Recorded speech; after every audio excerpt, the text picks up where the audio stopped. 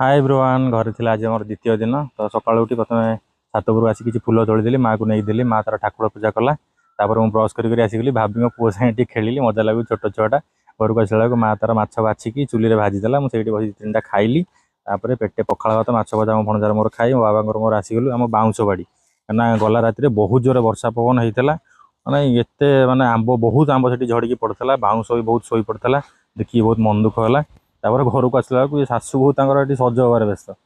भाभी फोन कले घर को गली से काठी पला बाजिले पियाज लगे मुझे तीन टा खाइली घर को आसी गाधे पाधे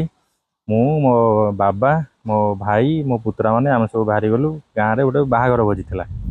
एठी पहुँचला बेलू देखला बेलू तले बसिकी मैंने बहुत दिन पर देखली तले बसिकी खिया हो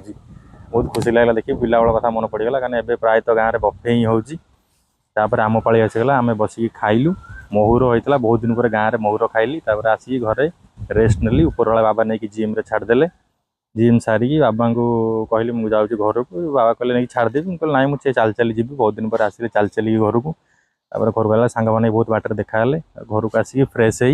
आम समस्त बाहरी गलु से घर को गेस्ट भोजी ही से पहुँची स्टेज उपरको जाई पुओ बो को देखा कलु लिफाफा देकी आसगलु मो स्त्री माई से देखाला सी कथा